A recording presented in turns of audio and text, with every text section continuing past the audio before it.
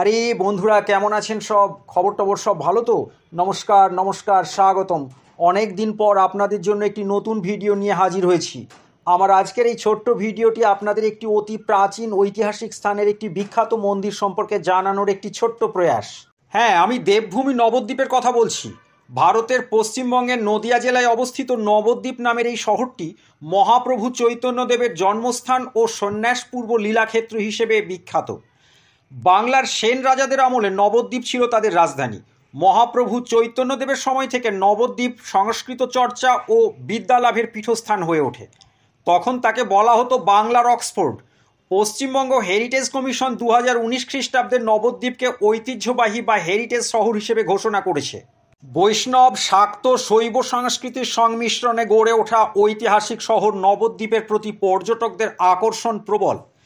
গুপ্ত বৃন্দাবন নামে খ্যাত এই মন্দির নগরীতে বিভিন্ন মন্দির, মহামানবের জন্মভিটে, ঐতিহাসিক স্মৃতিসৌধ, প্রাচীন রাজবাড়ি ইত্যাদি নিয়ে মোট 62টি হেরিটেজ তালিকাভুক্ত দর্শনীয় স্থান আছে।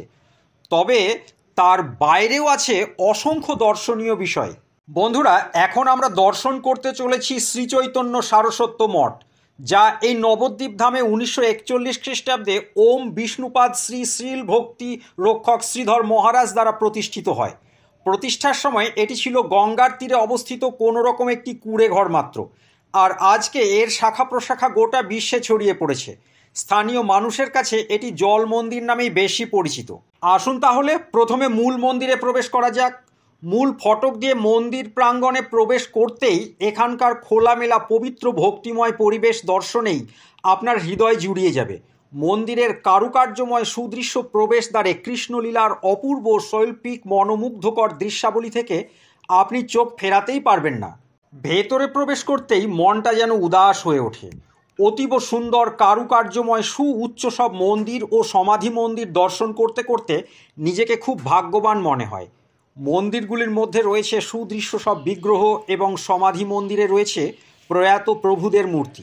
নির্মল ভগবত ভক্তির পীঠস্থান এই শ্রীচৈতন্য সারস্বত মঠে অনেক সাধু মাহাত্ম্যের দর্শন মেলে। তাদের সুমিষ্ট ব্যবহার ও ভগবানের প্রতি ভক্তি প্রদর্শনের রীতিগুলি সত্যি মনে ভাবনা জাগিয়ে তোলে। এখানকার দৃষ্টিনন্দন পরিবেশ সত্যিই চিত্তাকর্ষক। সকাল 5টা থেকে দুপুর 1টা পর্যন্ত এবং তারপর বিকেল 4টে থেকে রাত 9টা পর্যন্ত এই মন্দির খোলা থাকে। তবে হ্যাঁ, পবিত্র স্থান মাত্রেই তার পবিত্রতা বজায় রাখার কিছু না কিছু নিয়মকানুন তো মানতেই হয়, তাই না? এই যেমন ধরুন, এখানে মন্দির চত্বরে আপনাকে জুতো খুলে প্রবেশ করতে হবে। মন্দিরের ওপরে উঠে প্রণাম করা বা মন্দিরের ঘণ্টা বাজাতে পারবেন না। মন্দির চত্বরে ধূমপান বা কোনো রকম নেশাগ্রস্ত হয়ে মন্দিরে প্রবেশ করা একেবারে নিষিদ্ধ। বিগ্রহকে পিছনে রেখে তার সঙ্গে কোনো ছবি তুলতে পারবেন না। যতক্ষণ মন্দির চত্বরে থাকবেন সবসময় শান্ত ও সংযত হয়ে চলতে হবে। মন্দিরের পরিচ্ছন্নতা বজায় রাখতে হবে। ঠিক আছে বন্ধুরা, মূল মন্দির দর্শন করা সম্পূর্ণ হলো তো? এবার চলুন রাস্তার ওপারে পর্যটকদের অন্যতম আকর্ষণ এই মন্দিরেরই আরেকটি খুব গুরুত্বপূর্ণ অংশ জল মন্দির দর্শন করে আসি।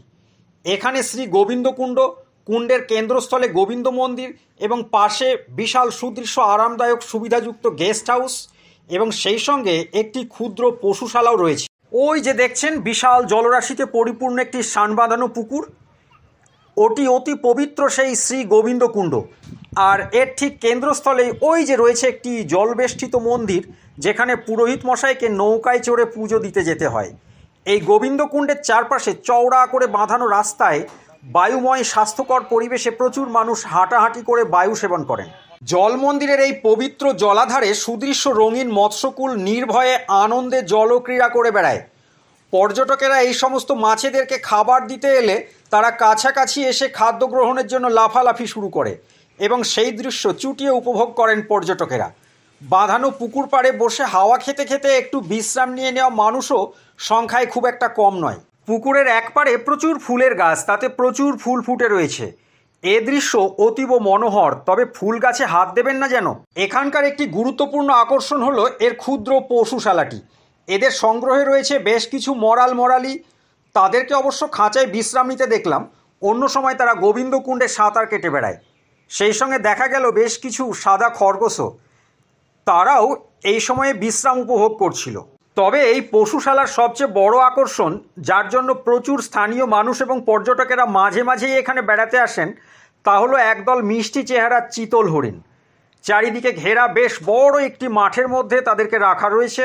পর্যটকেরা তাদের জন্য খাবার নিয়ে আসে বলে তারা মানুষের কাছাকাছি এসে দাঁড়াতেই পছন্দ করে। এই দৃশ্য সত্যিই উপভোগ্য।